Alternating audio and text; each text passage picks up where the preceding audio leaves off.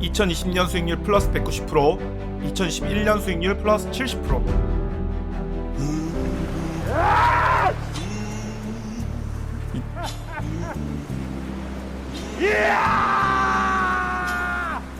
인생 꼬있다 꼬있어.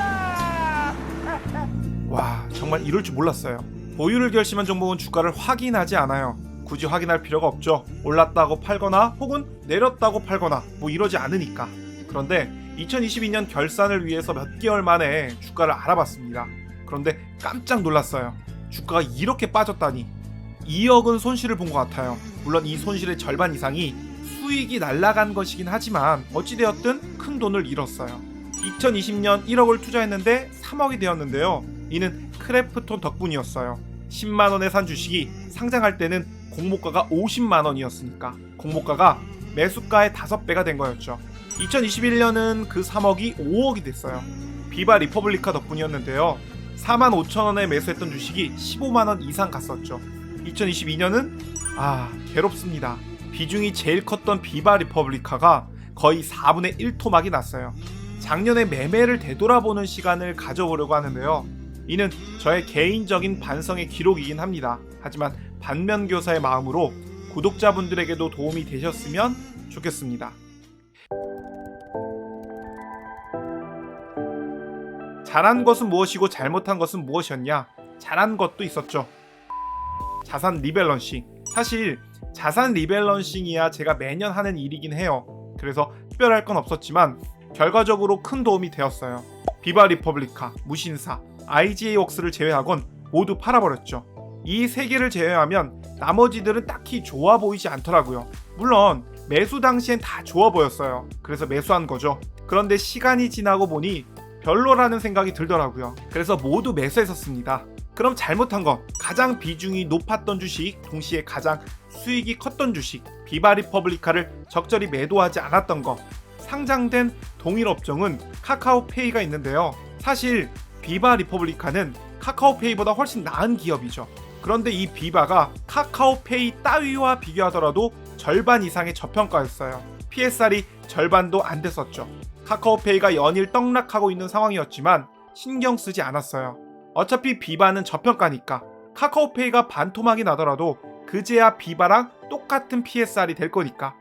그러니 비바의 하락은 크지 않을 거라 생각했죠. 그런데 카카오페이가 4분의 1 토막이 나는 동안 비바도 똑같이 4분의 1 토막이 나더라고요. 그러니까 이렇게 된 거죠. 비바는 계속 절반 정도의 저평가를 유지하면서 동반 하락한 거예요. 그럼 어떻게 했어야 했냐? 10% 하락 시마다 분할 매도를 했다면 아주 좋았겠죠. 지금은 고점 대비 4분의 1 토막 났으니까. 그럼 이게 말처럼 실현 가능했을까? 물론 쉽지 않았을 것 같아요. 사람은 고쳐 쓰는 게 아니다. 사람은 안 바뀌어. 뭐 이런 말 많이 하죠. 왜 갑자기 엉뚱한 소리냐? 어떤 사람의 특성이 때론 장점이 되기도 하지만 바로 그 특성 때문에 주변 사람들을 힘들게 하기도 해요. 투자도 마찬가지인 것 같아요.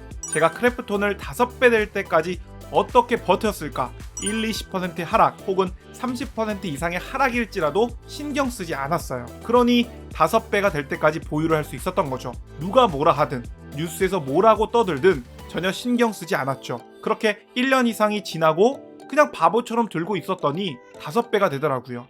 비바 리퍼블리카도 마찬가지였던 것 같아요. 1-20% 하락, 30% 이상의 하락일지라도 신경 쓰지 않았어요. 결국 고점 대비 4분의 1 토막 날 때까지 들고 있었던 거죠. 바보처럼. 동일한 접근이었고 동일한 패턴이었어요.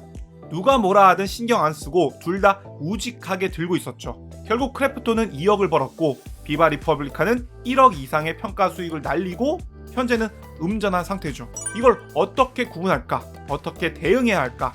개별 기업이 가지고 있는 특성, 재무적 특성이든 사업 영역에 따른 특성이든 그러한 개별 기업에서 문제를 찾으면 안 될 것 같아요. 큰 돈을 벌게 해준 크래프톤과 큰 돈을 허공에 날린 비바 리퍼블리카, 이 두 개별 기업에는 사실 공통점이 하나도 없습니다. 무엇보다 앞으로 투자할 기업들도 완전히 다른 기업들이죠. 그럼 어떤 차이를 봐야 할까? 바로 시장의 차이, 그리고 시장의 특성과 관련된 차이를 봐야죠. 우선 제일 먼저 떠오르는 건 크래프톤을 보유했던 기간은 상승장이었고 비바를 보유했던 기간은 하락장이었어요. 상승장과 하락장을 구분하는 것은 쉬운 게 아닙니다. 물론 따지고 보면 아쉬운 부분도 있어요. 경제 위기는 의례 건설사의 부도에서부터 출발하죠. 그래서 헝다 위기 사태가 터졌을 때 위기감을 느끼고 달러를 샀어요. 사실 달러를 사면서 보유 종목의 10%씩이라도 팔았으면 아주 좋았을 것 같아요. 그 부분이 좀 아쉽긴 합니다. 물론 이 정도의 하락일 거라고는 생각 못했어요. 저는 2007년 서브프라임 사태가 있기 전에 금리의 첫 번째 하락을 보고 주식을 모두 팔았고요. 금과 달러에 투자해서 말 그대로 위기를 기회로 만들었던 기억이 있어요. 그 성공의 기억이 너무 강해서 이번에도 확신을 했었죠. 첫 번째 금리 상승은 호재다. 모두가 이를 악재로 여기니까 조정은 있겠지만 대세 상승의 시작이라고 여겼어요. 결과적으로는 제가 틀렸죠. 역시 시장 앞에서는 겸손해야 한다는 것을 깨달았습니다. 매크로적인 부분을 제외하면 성공과 실패를 나누었던 차이는 상장과 관련이 있었던 것 같아요. 크래프톤은 상장을 추진 중이었고 비바 리퍼블리카는 상장까지 너무 많은 시간이 남았었죠. 제가 비상장에 투자하면서 상장에 목매는 이유는 바로 이것입니다. 상장은 저평가를 벗어나게 해주는 정당한 평가를 받는 모멘텀이니까. 크래프톤이 장외에서 저평가 상태지만 당장 몇 개월 후 혹은 몇 주 후에 상장하게 된다면 정당한 평가를 받을 수 있죠. 즉 주가가 떡상할 날이 얼마 남지 않았던 거예요. 그런데 비바 리퍼블리카는 상장이 한참 남았습니다. 즉 주가가 정당한 평가를 받기까지 너무 많은 시간이 필요한 거죠. 다시 말해 비바는 떡락해서 초저평가가 되더라도 상장하기 전까지는 이상할 게 하나도 없었어요. 원래 주가는 비이성적으로 움직이니까. 이렇게 생각을 정리하고 나니 앞으로는 더 나은 선택을 할 수 있을 것 같아요. 다음에 이런 일이 생긴다면 이렇게 할 겁니다. 경제 위기 신호가 와서 달러를 투자할 때는 보유 주식의 최소 10% 이상씩 매도를 한다. 상장까지 많은 시간이 남은 주식은 적당히 먹었으면 분할 매도를 한다. 오늘 영상은 여기까지입니다. 영상이 도움이 되셨다면 좋아요, 구독 부탁드립니다. 감사합니다.